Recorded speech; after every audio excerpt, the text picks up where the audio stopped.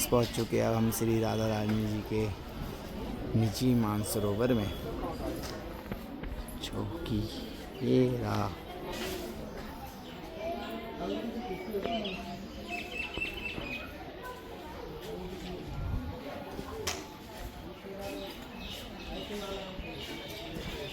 लेती हैं, कहती हैं आप पुरुष हो, आप अंदर नहीं जा सकती। ऐसा कृष्ण भगवान का आदेश है कि स्त्री माता बहनें को भी तो महाराज देख सकती हैं, लेकिन पुरुष रूप में सिर्फ कृष्ण भगवान ही रहेंगे।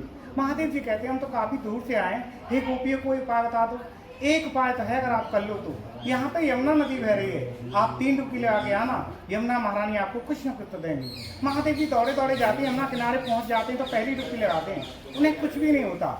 दूसरी डुबकी लगाते तो कहते हैं कहीं ऐसा तो नहीं गोपियों ने इसलिए भेज दिया हूँ कि मैं यहाँ पे नहाता रहूँ, मेरा समय यही बीत जाए तो वहाँ पे महाराज खत्म हो जाए। फिर भी महादेव जी तीसरी डुबकी लगा देते हैं तो यमुना महारानी प्रकट हो जाती हैं। भोलेनाथ उनसे विनती करते हैं, हे यमुने मुझे ऐसा कर दो कि मैं गोपी जैसा दिखूं। 2 गोपी पहरे पे हैं, मुझे महाराज में जाने नहीं दे रही, तो आप अपना रूप और श्रृंगार दे दो। यमुना महारानी अपना रूप श्रृंगार वस्त्र महादेव जी को अर्पित कर देती हैं। एक सामने रूप में गोपेश्वर महादेव बन जाते हैं। महादेव जी का नाम उस दिन से गोपेश्वर भी पड़ गया, उनका रूप भी गोपेश्वर बन गया।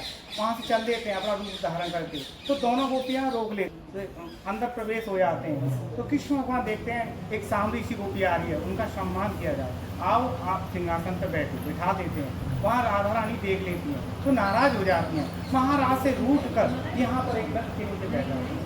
कृष्ण भगवान आदर सम्मान सहित भोलेनाथ और पार्वती जी को हंसी खुशी विदा करते, वो कैलाश पर्वत पर द्वारा ध्यान में लीन हो जाते हैं। फिर देखते चारों दिशाओं में राधे नहीं दिखाई दे रही, राधे नहीं दिखाई दे रही। आवाज देते हैं, हे राधे जहाँ भी हो आप, मुझे भी आवाज दो। लेकिन गुस्से के कारण राधा रानी ने कृष्ण भगवान की आवाज को नजरअंदाज किया।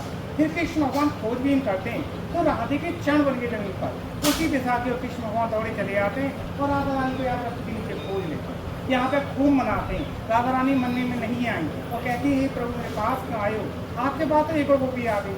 कृष्ण भगवान राधे के पैर छू लेते हैं और कहते हैं ये राधे जो तुम समझ रही हो वो कोई साधारण गोपी नहीं है, वो तो महादेव है। मैंने 2 गोपी पहरे पर भी रखी थी, उन्होंने गोपी का भी धारण कर लिया।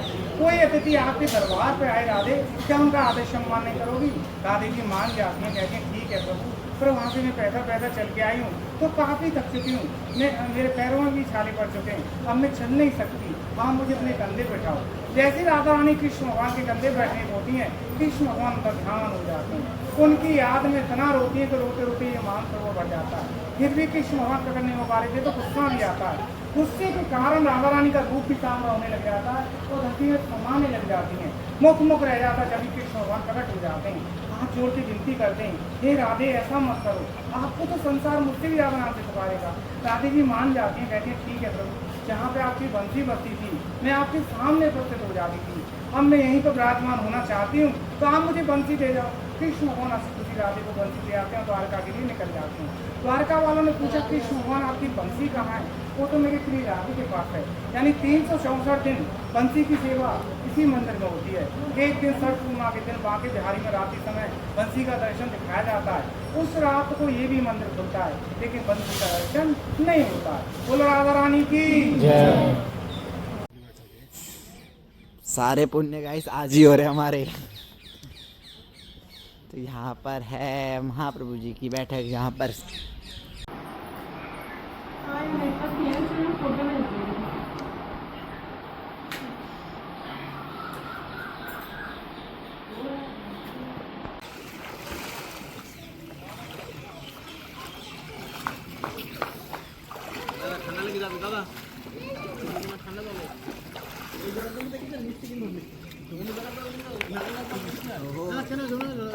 अहो भाग्य हमारे मानसरोवर में स्नान कर पाए, अहो भाग्य। गाइस अब हो चुका है मानसरोवर में भी स्नान। अब देखते हैं कहाँ जाना है। अब देखते हैं श्री जी कहाँ ले जाती हैं। तटीय स्थान, तटीय स्थान जाना है। वहाँ की क्या वो है महिमा? वहाँ की मान्यता ये है कि वहाँ कभी कलयुग ने कदम नहीं रखा आज तक। कलयुग ने रखा, हम पापी रखेंगे। तो जा रहे हैं अभी, देखते जाना हुआ तो ठीक। वैसे वो 5 बजे खुलेगा, अभी 3:30 बज रहे हैं। तो गाड़ी उठाओ, वहाँ जबकि जहाँ श्री जी ले जाए वहाँ चलो। चलो अपनी धंधो स्टार्ट कर दो।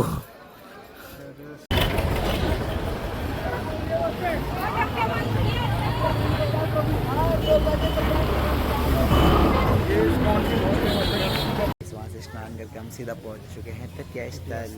और यहाँ की मान्यता है, यहाँ पे कलयुग जो नहीं आया है, आई मीन से कि यहाँ पर जो पूरा ये आश्रम है कलयुग का प्रवेश नहीं हुआ है। जैसे कि यहाँ लाइटें वगैरह नहीं नहीं है, दिखेंगे कहीं, आपको वैसे लैंप्स नहीं दिखेंगे कहीं पे, आपको मोटर कनेक्टेड नहीं दिखेगी, नल के भी पुराने समय के पंप वाले लगे हुए हैं। एक तरीके से इन्होंने पूरा पुराना वृंदावन संभाल रखा है। और इतनी शांति है यहाँ हर जगह।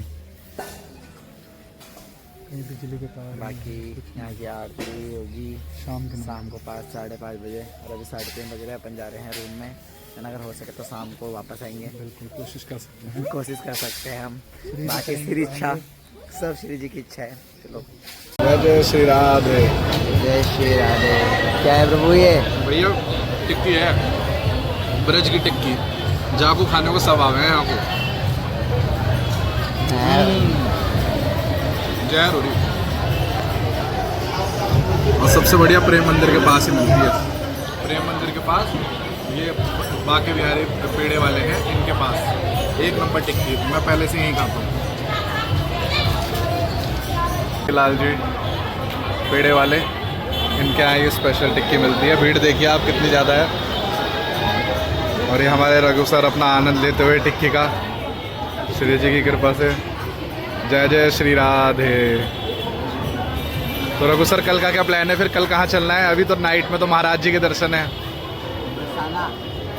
मॉर्निंग में निकलेंगे बरसाना। फिर बरसाना होके फिर आपका क्या विचार है, आगे क्या सोचा हुआ है? श्री इच्छा, श्री इच्छा है, आनंद है, आनंद।